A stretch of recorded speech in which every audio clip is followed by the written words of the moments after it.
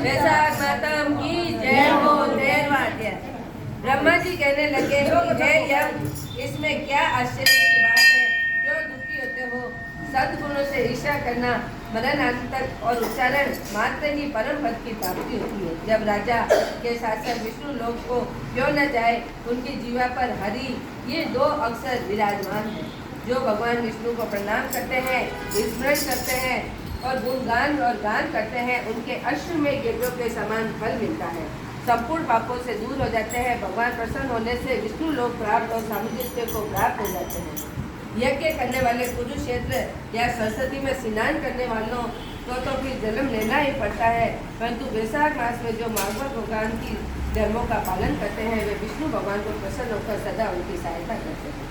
हे सारे, उस राजा के प्रभाव से मेरे वश में नहीं हुआ, क्योंकि वासुदेव भगवान के भक्तों का अशुभ नहीं होता। इसे जन्म, मृत्यु, जरा, व्याध आदि भय नहीं व्यापते।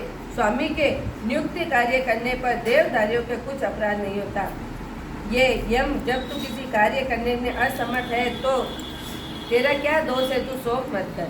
ब्रह्मा जी के ऐसे कहने पर यम बहुत दुखी और दीन वाणी में कहने लगा, हे तात, अब मुझे अपने काम पर जाने की इच्छा नहीं। यह महावीर्यवान राजा जब अपने धर्म से चलायमान कर दूंगा, तब कृत्य होगा। ये कृपाल, आप मेरे इस कार्य को सिद्ध करा दीजिए, तब मैं फिर शासन करूंगा। ये बात सुनकर ब्रह्मा जी यम से कहने लगे कि इस विष्णु धर्म परायण राजा का निग्रह तू नहीं कर सकता। फिर ब्रह्मा जी यम के साथ लेकर क्षीर सागर विष्णु भगवान के पास गए। वह सांख्य योग के द्वारा स्तुति करने लगे। तब भगवान विष्णु प्रकट हुए और यम और ब्रह्मा को प्रणाम किया। तत्पश्चात विष्णु भगवान ने आने का कारण पूछा। ब्रह्मा जी बोले, हे श्रेष्ठ, आपके दास के शासन में सब मनुष्य वैशाख धर्मों को करके विष्णु पद की प्राप्ति करते चले जा रहे हैं। इसी कारण यम पूरी शून्य हो गई।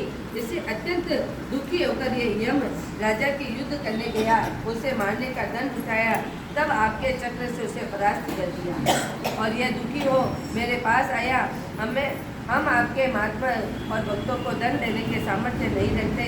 ऐसे हे भानुभाव, आपके शरण ही में आए हैं, इसलिए हे प्रभु, इस राजा को दंड देकर आप इसे यम की रक्षा करिए।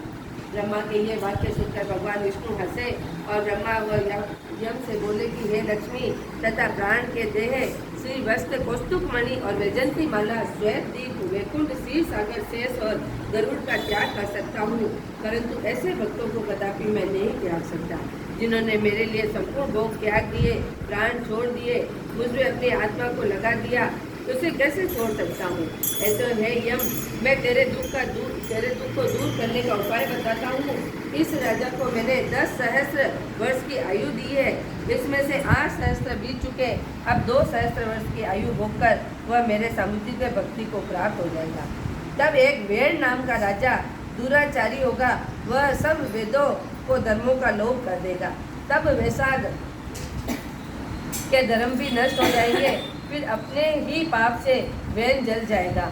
तब मैं पृथु का रूप धारण करके पुण्य धर्मों की स्थापना करूंगा, वैश्या को तो प्रख्यात और मनुष्य को करूंगा। इस प्रकार हे यम, तेरे कार्य सिद्ध हो जाएंगे, तू खेद मत कर। वैशाख के धर्म से निष्ठा महात्माओं के द्वारा इस वैशाख में मुझे भाग प्राप्त होता है, राजा का भी तेरा भाग मिलेगा। तू खेद छोड़कर पराक्रम प्राप्त होने का योग्य बन।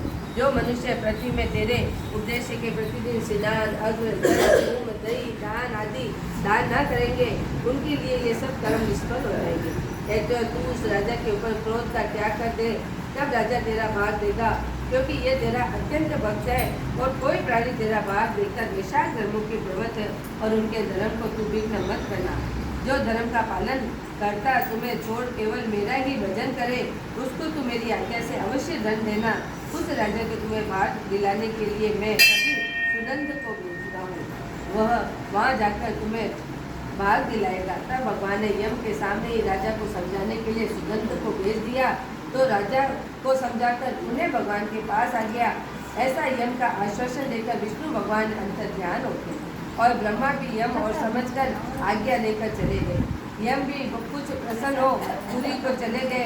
फिर सुनंद की आज्ञा पर राजा अपने राज्य की सारी प्रजा को प्रतिदिन यम के निमित्त स्नान, अंतर्ध्यान करके भी तथा वैशाख धर्मों के यम का भाग देने की सूचना करा दी।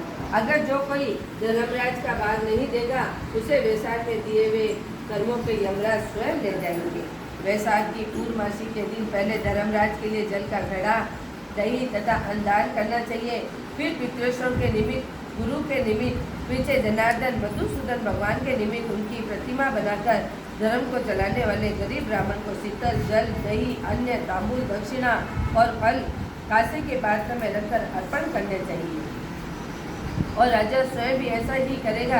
तत्पश्चात राजा उसकी शेष आयु के और पूरी यथेष्ट भोग और पुत्र पौत्रादिक समेत वैकुंठ को चला गया। फिर वेद नाम का एक महानीच राजा हुआ। उसने सब धर्मों तथा वैसा धर्मों को लोप कर दिया। अतः सब प्राणी धर्म को करना भूल गए। इसी कारण वैसा को धर्म को प्रसिद्धि नहीं रहा। भगवान विष्णु के कोई विकल भक्ति धर्म को जानते थे। बोलो विष्णु भगवान की जय हो। और बंसी वाले की जय हो।